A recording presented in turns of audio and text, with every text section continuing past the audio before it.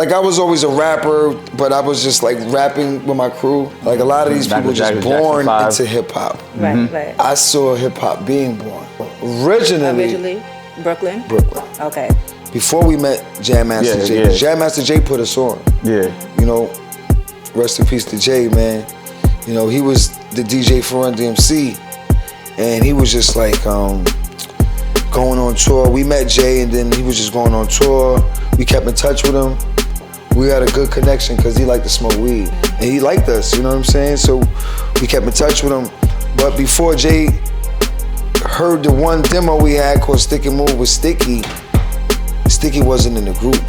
Yeah. It was just me, Big DS, and Suave. It was three of us. We had a deal at Profile Records.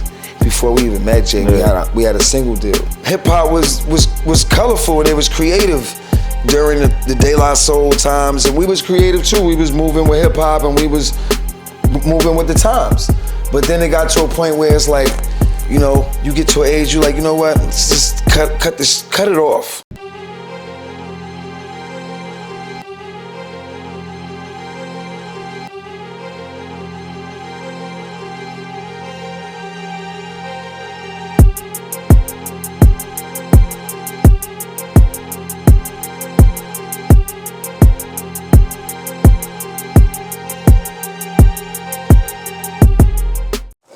Yes, sir. We here for another episode of Force to Win podcast. It's your boy Frank Nino. And it's your girl Leticia J. And we have a very special guest in the building. I know I always say special, but to me, you are a special guest. The legendary.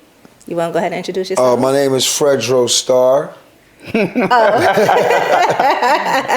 the hoodie on with them. Yes, you know, got the hoodie on with the hater blockers on, you know. Real low and I can't cognito. see. I really can't see. I need these glasses. Oh, those are prescription. Definitely. Okay, those are stylish prescription. Right. I mean, you know, Those look like some real stylish shit.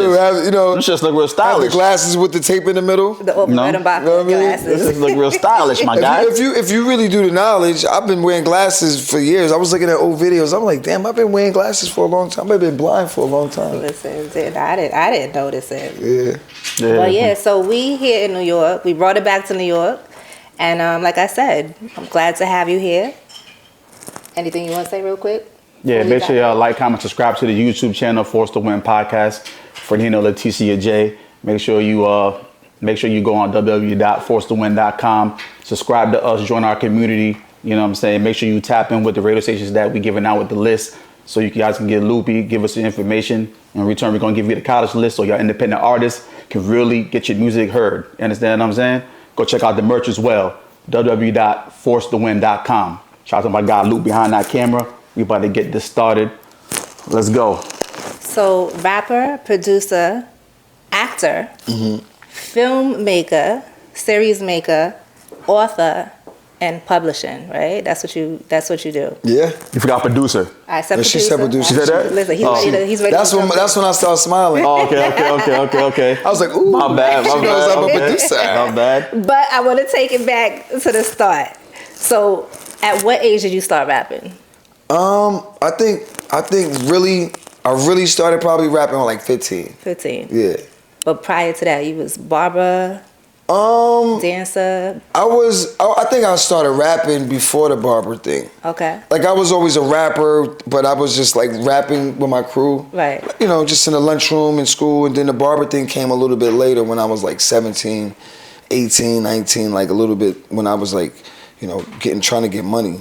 You know what I mean? Like, you know, when things was I had to get some bread. So, you know, when you get that age, 17, 18, you want to start buying things for yourself. That's when the barber thing came. But before that, I was just rapping. I didn't care about no money or nothing. None of that. Yeah. So you also break dance? I break dance. You still? Everybody did the break dancing thing, though. If you was like from my era, coming up, because we came from like the early hip hop era. Right. You know what I'm saying? Like, I saw hip hop before hip hop was made. Like there was Michael Jackson, then it was hip hop. Like a lot of these people just born into hip hop. Right. I saw hip hop being born. So we used to break dance, do the graffiti, you know, try to DJ, but I wasn't good at none of that. Especially DJing. I was like, oh, so you tried it all? You tried all that? I tried it all, yeah. You know, I tried it. Do graffiti. I got arrested doing graffiti. Did you? Yeah, I did. You from the south side of Queens? Originally, right? No, Originally, Brooklyn. Brooklyn. Okay, there you go. Boom. I gotta say that because that's where I'm from. Like my mother's from Brooklyn. My aunt. We grew up in Brooklyn, but I consider myself Queens because when I got to Queens, I was like 14, 15. That's when you start really going outside more. You know what I mean? Like when I was in Brooklyn, I didn't really leave the block. I was like 13, 14. You was outside, but you couldn't leave the block really. Like, right. You get older, you start repping Queens. I was always repping Queens. So who was in the group before Jam Master Jay? Before you met up with Jam Master Jay, what members was in the group? Yeah, we got a group called Onyx. Yeah, we was doing our thing before we met Jam Master Jay. Yeah. Jam Master Jay put us on. Yeah. Rest in peace to Jay, man. He was the DJ for Run DMC, and he was just like going on tour. We met Jay, and then he was just going on tour. We kept in touch with him. We had a good connection because he liked to smoke weed. Yeah. So that was our connection. That's how y'all connected. For real, like on some real, like Jay, me and Jay was cool. He was cool with us. It wasn't even about rapping or nothing like that. It was about just being cool. He was, before he even got his deal, we knew Jay for like 2 years already. You know what I'm saying? Just because you was over there rapping in the park, just doing y'all rapping in the park. We see Jay. We met Jay on the highway one time, just in traffic one time. Got his number and kept in touch with him, and he liked us. You know what I'm saying? So we kept in touch with him. But before Jay heard the one demo we had called Stick and Move with Sticky wasn't in the group. It was just me, Big DS, and Suave. It was three of us. We had a deal at Profile Records.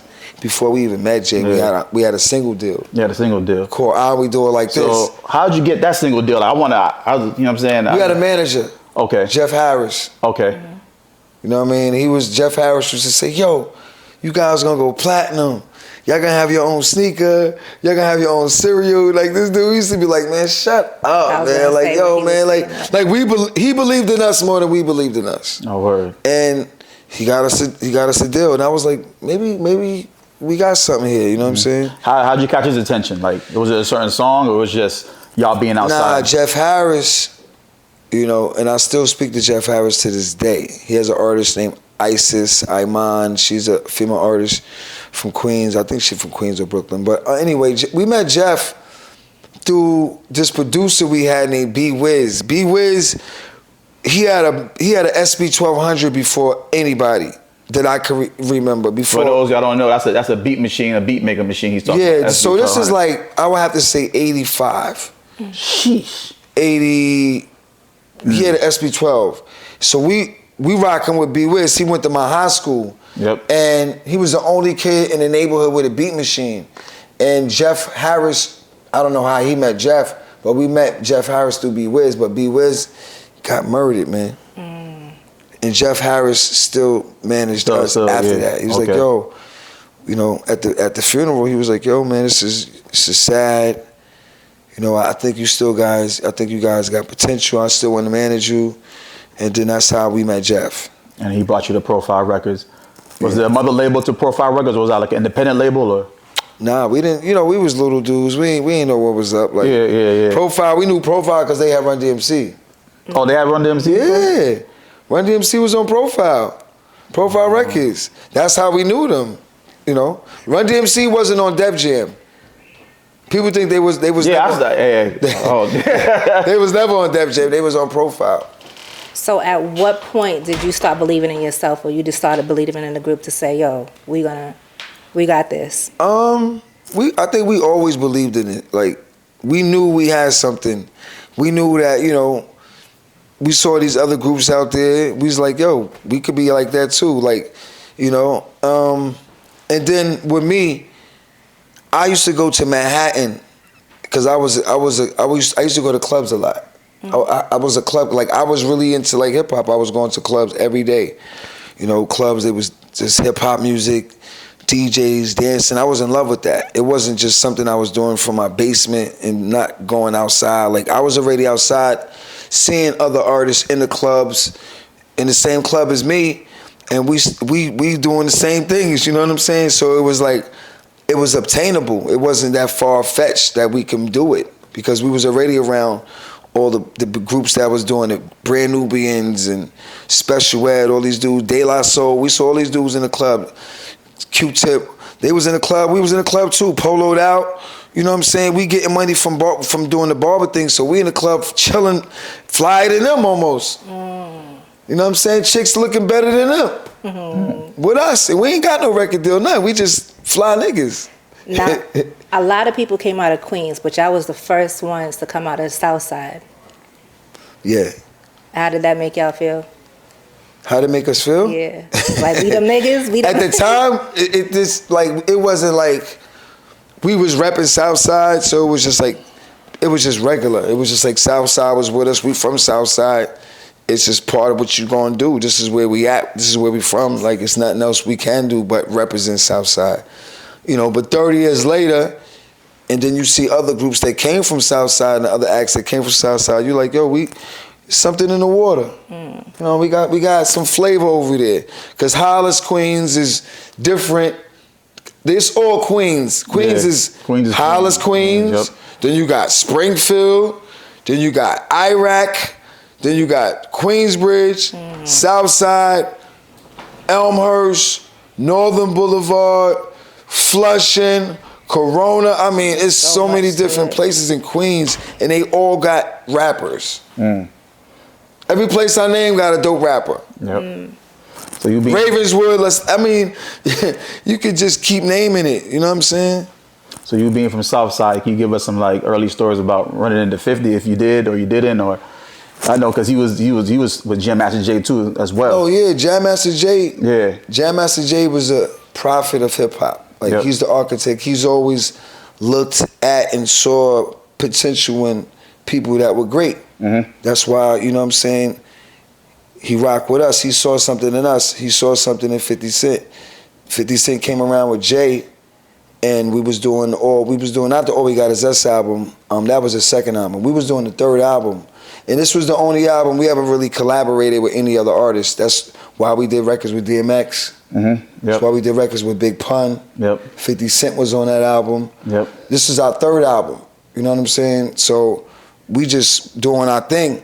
Jay said, yo, this dude need to get on that album with y'all. And he kept bringing him to the studio once, twice, 3 times. And, you know, I had a whole crew called Gang Green. And it's like 10 of them niggas. X1, rest in peace to X1, my brother, Hussein, Chop, all them niggas. They was my crew, the real original crew. So, you know, 50 had to kind of like budge his way in to get on that record, kind of like, you know what I'm saying? But he was J-Man, and I was like, yeah, we put him on a record. We did a record called React. And it was a dope record, man. So Lloyd Banks had a joint called Gang Green too as well, right? Was it Gang or Gang? Gang Green. So Lloyd Banks, what was Lloyd Banks's? Because he had one, he's from Southside, he had the same, I don't know. He had one called Gang Green as well, because the big state was back in the day. That's all right. I'm sure a lot of people had that name. Yeah. It's a good name. It's a good name for some Nah, even Max B had Gang Green. I think even Alchemist had something about Gang Green. I don't know. Max B too. Max B had Gang Green as well. Yeah, but nobody had Onyx. Nobody, of course not. Nah, you know what I'm saying? Don't get it fucked up. So Onyx come out with this gritty sound, like this grimy, gritty sound. Y'all come out with y'all jerseys, bald head, fatigues, and all that stuff. How did you guys come up with your style? Oh man, like it was the bald head first of all, cause y'all young. The bald heads, I know, right? The bald heads was like, we used to, like I said, we used to work in the barbershop. We had a lot of different hairstyles, and hip hop was colorful and it was creative during the De La Soul times, and we was creative too. We was moving with hip hop and we was moving with the times. But then it got to a point where it's like, you know, you get to an age, you're like, you know what? Let's just cut it off. Start from scratch. And that's just the way we felt. It had nothing to do with nothing else. I don't even think it had anything to do with music. I just thought it just had something to do with just us and just wanting to be free and starting over. So we just cut all our hair off. And that was just part of everything, the style, the grimy style, the fatigues, the bald heads. It just all worked together. We just made our own world. Even the way we was spelling Back the Fuck Up and the Mad Face logo, we just created a whole world of our own, you know? Like NWA. Public Enemy. They do the same. They did the same shit. They created their own world. Fight the power. Fuck the police. That's their own little shit. You know what I mean? We had our own little shit. This is our shit. I was telling you the other night, so at 12 years old, going to the record store, and y'all was the first group that I've ever seen, right? So had my cassette single, going back and forth to Boston. So I was the it girl coming from Brooklyn with the back to fucked up. With the tape. With the tape. Going to the like, what's project. that? They like, well, who is that? What is that? Y'all don't know nothing about this. So y'all shaped a lot of my upbringing in music. That's so what's up. I definitely respect y'all. And the back the fuck up shirts is hot in the streets. Some shit is getting bootlegged. They still Yo, the merch. Y'all was on the merch early, so how was that with y'all with the merch situation? Because y'all had the, you know what I'm saying, the regular shirts, the back the fuck up, then you got the mad face. Y'all merch was crazy. The merch thing, it was a good thing and a bad thing because we had signed this big merch deal because we was going on tour with Dr. Dre and Snoop on a Chronic tour. Yeah. So we signed this big merch deal because we was going on tour like 50 states. So they gave us a lot of money. Up front. And then, up front. So I think it was like 5 shows in, something happened on the tour. Yeah. Some shit with Snoop Entourage, kidnapped the van driver at the hotel, and it was mad police in front of the hotel, and then they just stopped the whole tour. We did like 5 shows, so now we stuck with all this merch. So now the merch company like, yo, how we gonna get our money back? We ain't had no tour to sell it. So that, I don't know what happened. It was. And before you went on that Chronic tour, what movie was it that you was about to do? And you had to choose between the Chronic tour and the movie. There was nothing to choose between. It was like they made me stop doing the movie. It was called Dangerous Mind. Dangerous Mind. That's what. So you doing a lot of Googling. You doing your knowledge. Yeah, Dangerous Minds. If you look up IMDb, Dangerous Minds, my name is in the credits, but I'm not in the movie. Yeah. So everybody's saying I'm capping out. Like I don't need the cap. It's the real shit. Like it's just what happened. I was with Michelle Pfeiffer, man. I seen like Michelle Pfeiffer. I'm like, oh, Michelle Pfeiffer. Like, cause we all know she was in Scarface and all that. Yep. And I had like rehearsals with her, like for like 3, 4, 5 rehearsals. Like they called me out like 4th or 5th day rehearsal. I was already on the set for like a week already, rehearsing and going back to sleep, rehearsing. So I knew the cast members. So I told Michelle, yo, I can't do it no more. She was like, oh, I'm so sorry. Give me a hug. She was like, good luck in life, and that was that. Never seen it again. And that movie was huge. Yeah. Dangerous Mind was crazy. The soundtrack. I was one of them ones, man. Sometimes you miss out on shit. But you doing how to do, man. I mean, that Chronic tour would have been amazing too, though. Would have been amazing. So you had to just, and you loyal to the group. You, like you said, you're Onyx first. You feel me? Before anything, so you had to, do what you had to do. We caught a bad one on that one, though. That was like something that was out of our control. Like, it was crazy, man. And the thing about it, that was just like an entourage. It wasn't even nobody important to shut that shit down. It was just like probably some nigga cousin or some shit shut the whole millions of dollars. He shut down. Shut the whole thing? Because usually like they shut down that city. They shut the whole. They was like, nope. That was crazy. You can't do this shit. Nope. Millions of dollars, nigga. So strapped. Yeah. Sunset Park. Still strapped. Still strapped. Yeah. Sunset Park. I'm directing that next. Oh, you're directing. So part that's a part 2. Yeah, I'm thinking about it. Why not? Why not? So speaking of directing, so that's how I met you at first. I hate to skip, jump, and fast forward. All right, we can go back. But Tunnel. So is that the name? That's the full name of the Tunnel. The Tunnel. The Tunnel. And what made you want to do that? Why not? I've been doing movies since 1992. On the other side of the camera, I never directed a movie. That's not true. I directed a movie in LA called City of Gold, and the fucking director took the footage. I never seen that nigga again. He was a weirdo, some crazy shit. So that wasn't my first time directing. But this is the first time we directed and we got the film. We got the footage, you know what I'm saying? And I wanted to do it because, like I said, I've been doing movies for since Strapped and Sunset Park, over 30 years, you know what I'm saying? So I felt like it's my time to find some new talent. Find the next Fredro Starr when he was 21, you know what I'm saying? The next guy's on to come up and put something that I think is cool for hip hop, for the culture, shoot it. Why not? So you personally handpicked the cast. Percy, everybody in the cast. Why no? We ain't even have no casting director. I was gonna say, why no auditions? Why none of that? Because I knew who could play who. I wrote the shit. You know what I'm saying? Me and my man Jason, we wrote the shit, and I knew everybody who could play who. Like, okay, this person could play that person. This play, and then yeah, they did their thing. As far as I know, Starr started. You got Kaya Baby. You got Kaya Baby. She did a 38 thing. Special. 38 Special. Yeah. You got what's the comedian's name? Is it Milner? Is that him? Will Mills. Yeah, there you go. Yeah. I'm calling him Milner. I'm mixing the names. I call him Mr. Pack 'em Up. Nasty work. Yeah. That's how you know him. Pack 'em up. Pack 'em up.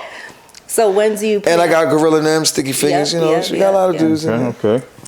And then the main character. Deshaun? Yes. How did you? Do you have a relationship with him? Like, what is? Deshaun Tucker, the lead character for this Tunnel series. His father is Third Six. Third Six is part of Fishy Nash, which is my old rap crew. Okay. So we go back to like the bar. We go back to past the barbershop. We go back to John Adams High School, and his son is an actor. So that's how I know Deshaun. So when do you actually plan on?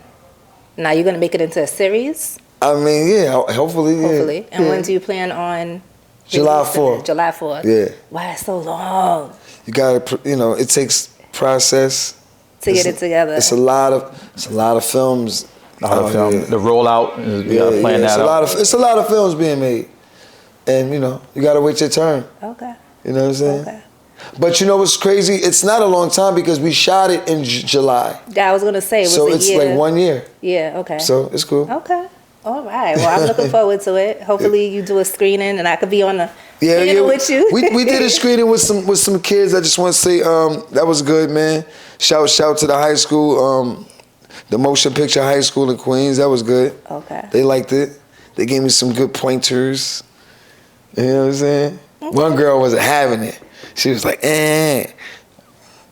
But anyway. So who gave you your start in acting?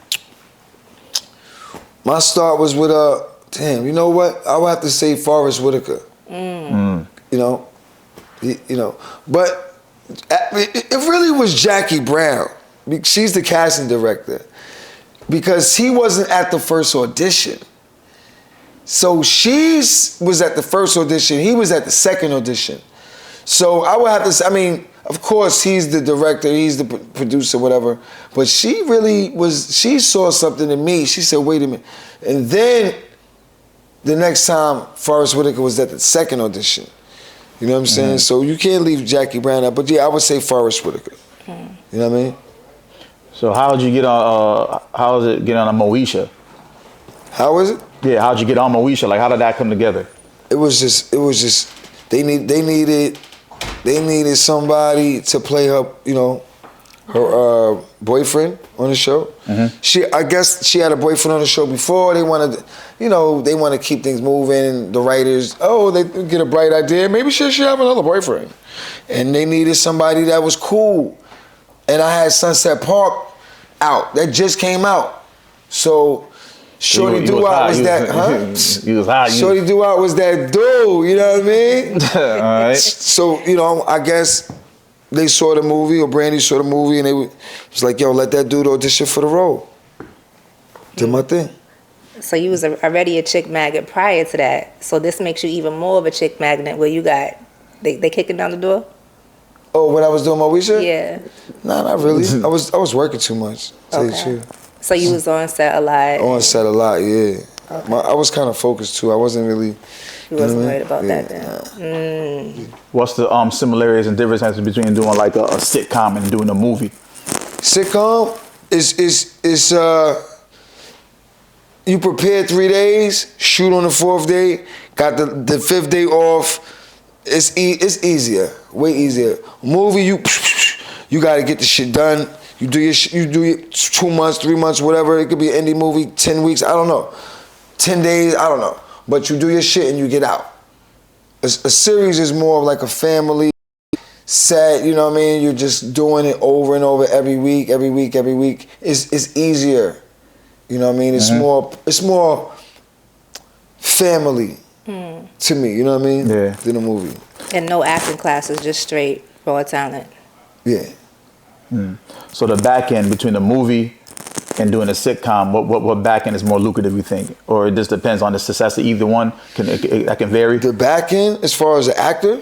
No, I'm saying the back end as far as like royalties after, now, you know what I'm saying? Like Moesha's playing right now. We're getting royalty checks from Moesha. You got a movie playing, you know what I'm saying? Like, I mean, royalties are forever, you know. Yeah, it's royalties forever. But I'm saying, what in your experience, what's more lucrative to you? Like the sitcom, like if you have a chance to choose, I'm gonna do sitcoms for the rest of my life. I'm gonna do movies because the back end is better. Which one are you gonna choose? I'm gonna choose. It's like you're gonna choose both. They both. So like I'm saying, so it varies. This based on. It's the same. It's the same. Okay. All right. So 2-part question: what's the biggest lesson the music industry taught you, and what is the biggest lesson that you're learning from the film industry? The biggest lesson, the music. I mean, so many lessons. You know what I mean? So many. You know, you live and you learn. You know what I'm saying? Sometimes the mistakes that you make in life are the ones that keep you alive. You know what I'm saying? Because you don't want to make the mistakes again. I would just say, music-wise, and I would say with Jam Master Jay is just be original. Like, be yourself. Like, be true to yourself. You know what I'm saying? And I think that will go a long way. And I think if you walk with respect and you give respect, you will get respect. Worldwide. You know what I mean? I've been worldwide by myself. I have a scratch on me. You know what I'm saying? I've been to places, you know what I'm saying? Think about it. Because I walk with respect. I don't come to some place and try to be disrespectful. You know what I mean? If you do that, something's gonna happen to you. So you just gotta know how to move. Right. And then is there anything different from the film industry that you're learning? The film industry, it's so much more to learn. I mean, but what I did learn as far as being in the film industry is just like, just do what you gotta do. You know what I'm saying? As an actor, there's always the next guy waiting. You know what I'm saying? So do what you do. Just do it, man. You know what I'm saying? Make it happen. Because the next nigga's waiting to make it happen if you don't. Straight up. Don't take anything for granted. You know what I'm saying? If you are blessed to get a job and do something and you get paid for something that you love to do, don't take it for granted. That goes with anything. Now you said worldwide. You just came off a tour, right? I don't know how many. I've been on the tour for 30 years. But no, well. Let me. Nah, for real. Like, the tour don't never stop. When's the next show, my nigga? The last tour you just did was, for me, I don't think I've ever seen nothing like it. You've been doing it with rock groups? Oh, Biohazard. That was, that was the first tour that we did with Biohazard. Okay. We did a song with them back in the days called Judgment Night. Okay. For the Judgment Night soundtrack, the movie. And they also did the Slam remix. It was like a rock and roll version. But we never been on tour with them dudes in 30 years. And how did that? It was good. It was good. It was good rocking with them because it was kind of like a different crowd of people. And they still people was like, yo, I never heard of Onyx, man, but I love you guys now. Because we went on there and we rocked that shit. It don't matter what genre of music. You give Onyx 1 hour on stage, we could rock with any genre of music on any stage at any time. Yeah, energy. We could be doing a country, we could be the hip hop act on a country show. We could be the hip hop act on a EDM show. We could be the hip hop act on Rolling Loud with the little dudes, younger dudes. Like, you could put us on stage for an album, we gonna do what we do. Guaranteed. They're gonna feel that energy. So I have a relationship with Rob. Rob Boston is like Boston Rob. You get robbed in right? Boston by Boston Rob. I gave him that name. So he was saying that's what he's trying to push you guys more. So is that the lane you guys wanna? What, rock? Yes. I want to do it all, man. Like I said, we could do whatever. You know what I mean? We could do K-pop too. Y'all energy is still amazing. You could put us on a K-pop stage, yo. Y'all energy is still amazing. When I was watching y'all on stage the other day, I was like, damn, you still jumping around like you're in your 20s. I am in my 20s. Okay, all Hell right. yeah. All the mentality, you know what I'm saying? Hell yeah, it's all the mentality. Man. Nah, literally. Never got. So what mistakes do you see that artists make? Do you have artists underneath you, first of all? No, I have no artists underneath me. Do you want? I have artists next to me. Do you have artists that you are producing, that you're pushing, that you're working with, that you're trying to get out there? Not really. No. I work with artists, a lot of artists, you know what I'm saying? Fishy Nass, 100 Mad, you know what I'm saying? Bats, Ricky Bats. Shout out to my guy Ricky Bats, yeah, man. shout out to Bats, Johnny Voga. You know what I'm saying? It's a lot of dudes. JD Era, you know, Danko, 100 Mad Crew, you know what I'm saying? Dope DOD. Those dudes is Shotguns of Hell. Part 2 coming out. Crazy. Dope DOD. Word up. So we work with some good artists, man, that really are good. They really are nice with their shit. Mm-hmm. So the question I was going to ask is, what are some of the mistakes that you see the artists are making nowadays? I don't see no mistakes. You don't Nobody, see no man. mistakes? Like music don't start like... No, I don't see no mistakes. Okay. Listen. I don't know nothing. I don't see nothing. I don't know nothing. You know what I'm saying? But I do see the shit moving to, like, you know, pushing your product more to consumer, you know, straight to consumer. DTC, direct to consumer. Yeah, instead of relying on streams. I think that's the new wave, and that's the new way to push your product out there. So I seen somewhere where you was like talking about artists shouldn't focus on streaming anymore. They should focus on creating logos and branding their logos for merch, for shows. Yeah. So back to the merch. Always. Merch is part of, your logo is part of your brand is part of your merch. It all goes together.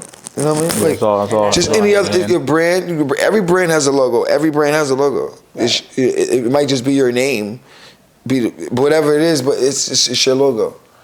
You know, you want to jazz it up to make it sellable and put it on clothes. That's even better. You know what I mean? Put it on. Look at Coca-Cola, McDonald's, Disney. Everybody got a logo. Timberland, like New Balance. You know what I'm saying? I don't know what these are, but. A-Solos look like. I don't know. I got these in Italy somewhere. In the mountains. Word up. I was in the mountains. I was like, yo, let me get those. I thought those was A-Solos. Oh, man. Okay. A-Solos Wish. Let me stop. I was brought up on A-Solos. Yeah. Gore-Tex, Helly Hansen. Yeah, me, exactly. North Face, yeah. Polo. That's me all day, for sure. Shout to A-Solo. Word. So is Slam still the most licensed song Definitely. ever? Definitely. It's probably a couple of songs that's catching up.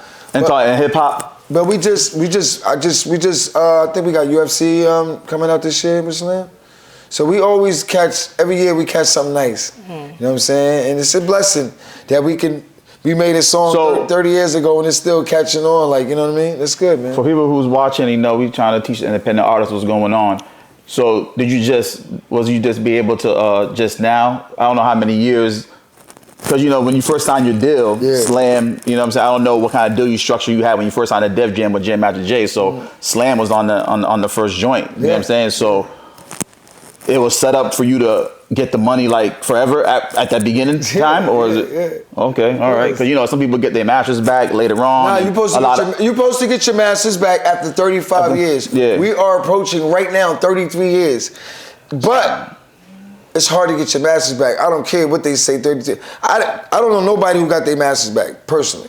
People say they got their masters back. I hear that shit all the time. You know what I'm saying? Show me. You're right. We try to get our masters back. Fredro said show him. Okay. He said show him. You know what I'm saying? Show him the money. Show him the paperwork. Straight like that. You know what I'm saying? But by the grace of God, I guess when you signed your deal back then, that, you know, the songs or whatever to get licensed, you still get a piece of that, because like you say, you're still eating off that now. Shout to Universal Publishing. They're doing a great job of licensing the record. Yeah, we still that record is always it's like the gift that keeps on giving with that record, because it's into the sports world. You know, not just slam dance, like it's in the sports world. Like so anything that has to do with like slam, like grand slam, wrestling slam, like slam. You know what I'm saying? It just goes with it. So it's just Grand it's Slam, just cool. slam dunk. Right, exactly. Especially slam dunk. The dunk contest is always in there. Yeah. Right. You know what I mean? And he just counted the money up. Oh, yeah. You know, I'm gonna keep it Every real. quarter. I'm gonna keep it real. Two of the guys that like Jam Master Jay's not here, Shot Skill's not here. That record has history, and you know, it serves its purpose for a lot of different people. Nah, cause that like crossed you over. I think that song right there, sure. that will cross you over. Now you going to concerts, you're seeing Caucasians in the building. Sure. You're like, oh shit, this is a little If different. it wasn't for Slam, I wouldn't. Shit. So, what made you? How did you get into publishing? What made you want to get into publishing? Well, I'm I'm a writer. So I mean, I'm into publishing. Once you write, you are into publishing, and you know the publishing game right now that's where it is right now. It's like the stock market in a way. A lot of investors are investing in publishing. It's a great investment. You know what I'm saying? One thing about records, they will never go down. Like a record could never be like, yo, that record's not like it could not just perform. not. Yeah, it could just not perform. Stay still. Yeah, Could be but it's stagnant. not gonna go down. Not gonna go down. So that's how they looking at it. So that's why they're buying people's catalogs and doing all. They be You know like, I what bought a catalog, but wait for this nigga to die, man. I'm gonna get paid. That's crazy. Truthful, the real shit. I mean, it is what it is. So what's the story when you turn in your first album? You sound Jam Master Jay, y'all go to Def Jam, you have the first album, you turned it in, but then it was like, nah, go, Yeah, even, they knew what they was doing because they was right. We didn't have a radio record. And you should never be satisfied. You always gotta make something that's gonna be a standout. You know what I mean? Because you can make a whole album, but you know that one record is the one. Sometimes people make this mistake and pick the wrong single. It happens a lot. Yeah. Like, damn, I should have picked that single. That was the one. Like, you was trying to appeal to the streets when you should have tried to appeal to the radio and spent that money on radio instead of the streets. You was thinking about your homies. You made the wrong decision. So that shit went on a lot in hip hop. But luckily, we had Jam Master Jay and people like Mike Kaiser and Russell and all those guys at Def Jam who knew the game and knew how to get the thing in the radio, knew we needed something radio. You know what I mean? And we made it. And that's where Slam came That's through. where it came from. We made it. We made the magic record. And that record, You know what I mean? Like we made a lot, mad demos, mad records before that Slam. That was the magic one. Straight up. how that Slam come about, man? I know you had the way you came through with the Slam, like you had different elements from different, what I'm saying? We like hip hop remixes everything. We take something and we make it ours. We make everything in hip hop is remixed. You know what I'm saying? That's why we are ahead of the fashion houses and designing cars and designing built architects, and hip hop is in everything as far as designing, and that's what's up, like, because they know we got the ill minds. You know what I'm saying? We coming from a place of just freedom. Artistically, we come from a different place because it's just the music, the foundation, just the whole culture makes you different. They can't teach you that in school. You know what I'm saying? It's something that's just, you walk different, you act different, you breathe different. The spirit of hip hop is different. That's why people in hip hop, I feel, stay younger. That's why you think, damn, hip hop kept you younger. Yeah, because we got a superpower. You know what I'm saying? Look at it that way. That's true. You know what I'm saying? That's definitely true. So you was in the golden era of Def Jam. You just named names, Leah Cohen, Kaiser. Yeah. Like you was there and in the thick of it. Like you feel me? At the almost at the peak of Def Jam, because Def Jam came through like 87, 88? We put it like this. Def Jam went through a lot of different transformations. And we was part of that. Our first album was on Sony. When they renegotiated a bigger deal. Yep. Then we was on Polygram. Okay. You know what I'm saying? Universal. Yep. So, we was part of putting a lot of paper in the bank for Def Jam, and a lot of the artists did too. DMX and the Method Mans, and put it like this, before Method Man, before but DMX he came 93, I got there. Yeah, it was Onyx, yep. Warren G, Redman, and I think Method Man was on Sony. I'm not too sure. But we were before the, the transformation. So Ja Rule and all them Jay-Z, all them niggas, Ja them Rule, niggas had Jay-Z, brand new money. Ja Rule, Jay-Z, we was at, DMX. like, when we got on, we was at the end of the money. Them niggas ain't have no money. They gave J Master Jay whatever they could give him at that point. When we got on, we took the label, put it on our back, put Def Jam jackets on, threw our guns in the air, slammed, did all that shit. You know what I mean? Then them niggas popped off and got a whole big fucking bank of money. So all them niggas that came after us, them niggas was like, you know what I mean? So basically saying you set it off for Jay, Ja Rule, and DMX. Straight like that. But they should have gave Jay a boatload of money though. They should have gave Jay a whole bunch of money. They should have gave Jay a bunch of money. Straight like that. Jay should have had truckloads of money. Type of money we was bringing in for them niggas, man. You know what I'm saying? Straight like that, man.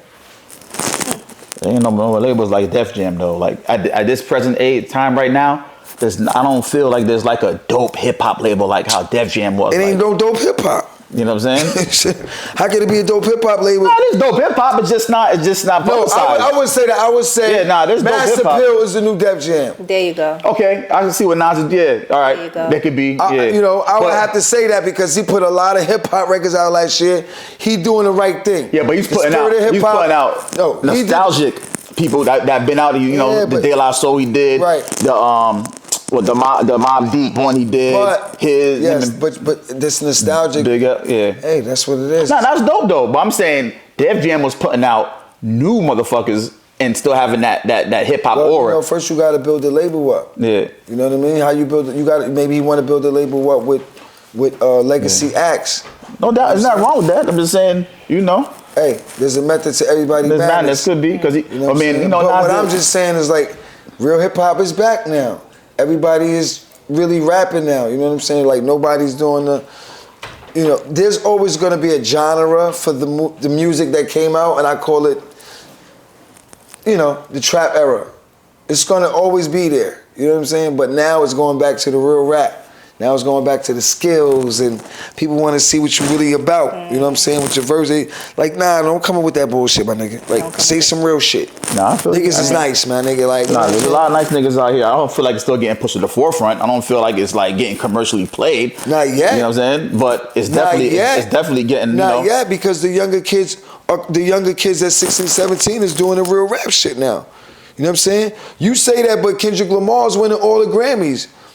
With intelligent real rap shit. None of them niggas that was doing mumble rap winning Grammys, bro. No. So the real hip hop is always Kendrick. Huh? Yeah, Kendrick, Cole, they doing their thing. All right then. So that's what I'm saying. But not even them. Them niggas is older now. I'm talking about the younger niggas. Niggas at 16, 17 go on TikTok right now. All them niggas is rapping for real now. There ain't nobody doing that mumble shit no more. That shit ain't flying no more. That tight jeans shit ain't flying no more. Straight up.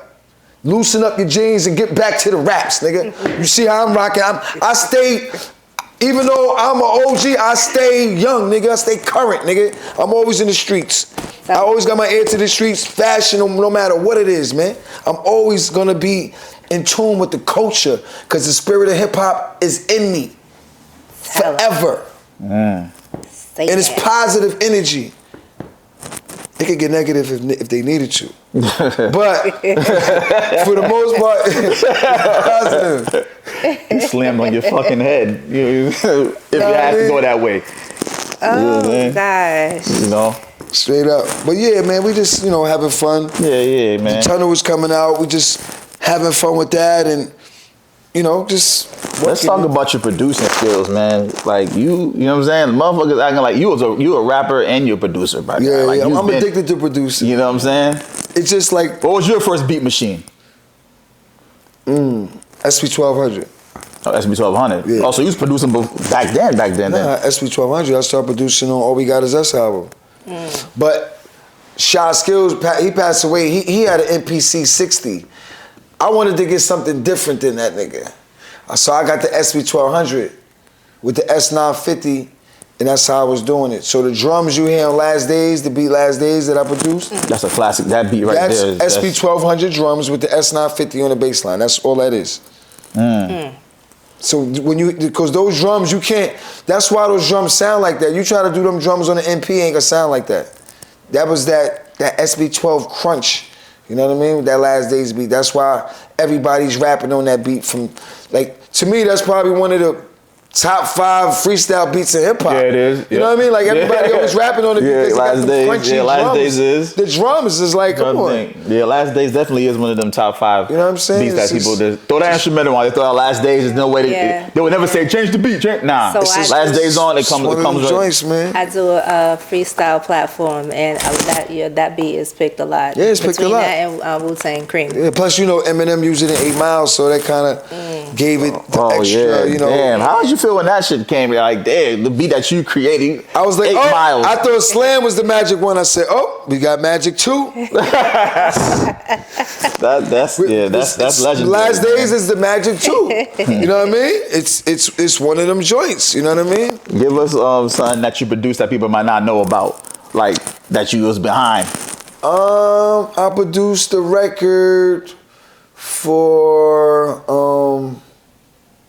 Sunset Park soundtrack for Onyx. Okay. You know what I mean? Called Things Change. You know, I always did movies and I always was on the soundtrack. So I produced that joint. Yeah. Did you do one for Last Dance too? Of course, with Joe Scott. Okay. True Colors. Okay. Okay, see, all Yeah. right. Light It Up. Ghetto's a Battlefield. What else movie? Most movies, the movie Torque with Ice Cube, the Reaper's Anthem. So we always try to Clockers. No, Clockers we didn't get. Ride, the movie Ride, Onyx Wu-Tang. Oh, okay. The worst, that was on that soundtrack.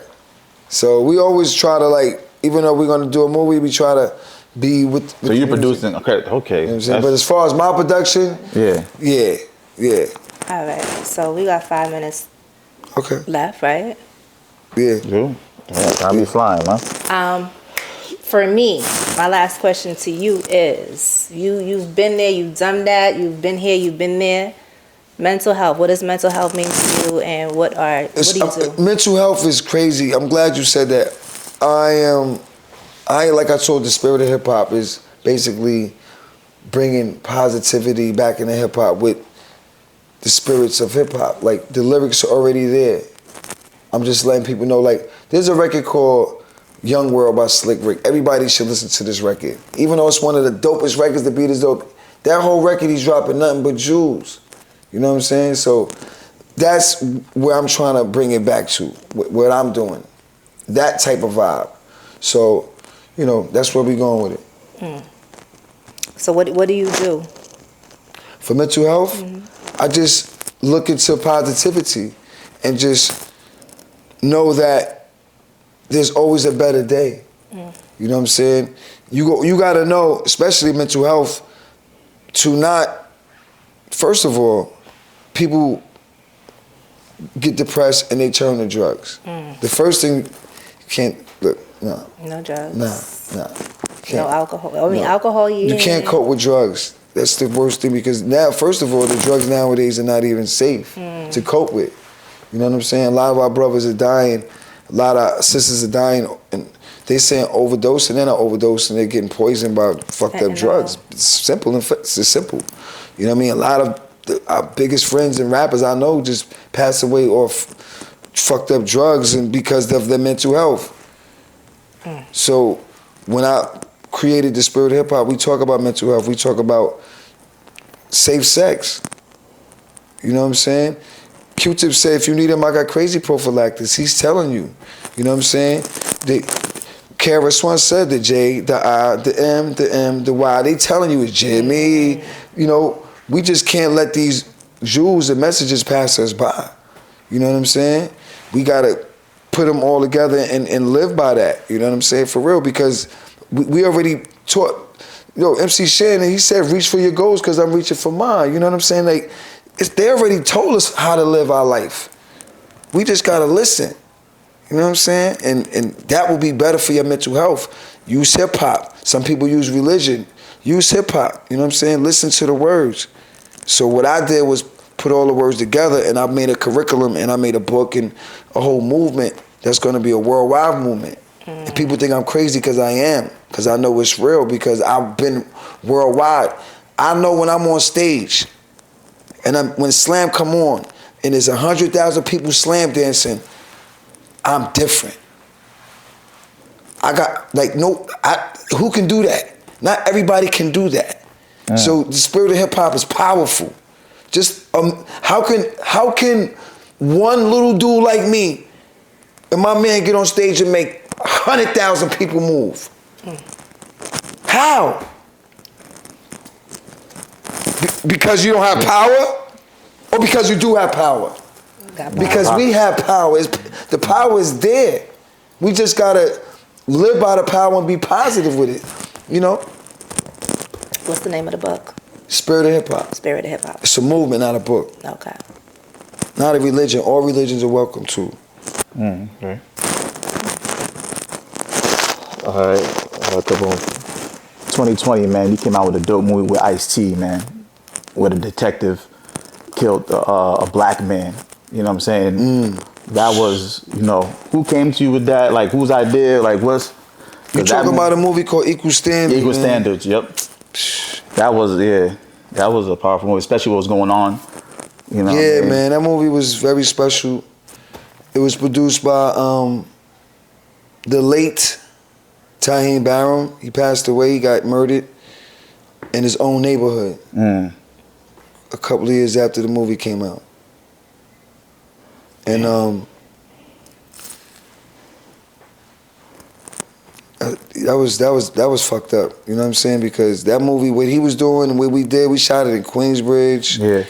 They showed mad love. The kids, it was good, man. And the movie was good, man. Yeah. Because the point he was trying to make in the movie about the cops killing the black people is always a subject that we got to deal with, and it was kind of hitting home. So that movie, man, I mean, his passing is, to me, it's always been strange. I'm not into conspiracies and that. It's just, when you said that, it's just Tahim Barham. Yeah, he produced that dope movie. Shout out to Ice-T, everybody that was in that movie. It was crazy. Go check that. Yeah, I know you said Ice-T is like one of the first dudes who gave you love out there in the West Coast. Yeah, hell yeah. Ice-T was the man, bro. He had the hair going back. He had the ill cars. Yo, Ice-T had the ill cars in LA. Ill crib. He was rich.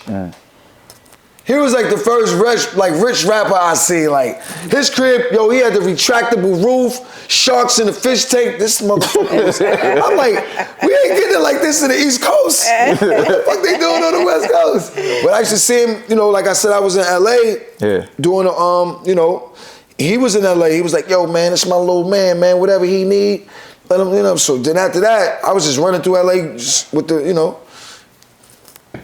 with the OG, the stamp of approval. You know what I mean? Let me go to his crib.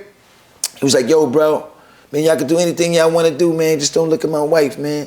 Straight up. Gave it to her. And I was like, oh, shit. You know what I mean? Like, OG shit. Bro, we used to go to his crib all the time. He showed love. He opened his doors for us, man. You know what I mean? He loves East Coast music. Like, he loves that real rap shit. He put Trigger the Gamble in him and Smooth the Hustler on. Okay. So, that tells you right there he likes that real shit. All right. And my last question to you is, give me a force to win story, man. When your back was against that wall, you had to overcome some adversity and really force that win, man. Oh, man. I've been through so many adversities. Drugs. Had to overcome that. You've been in this game for a long time.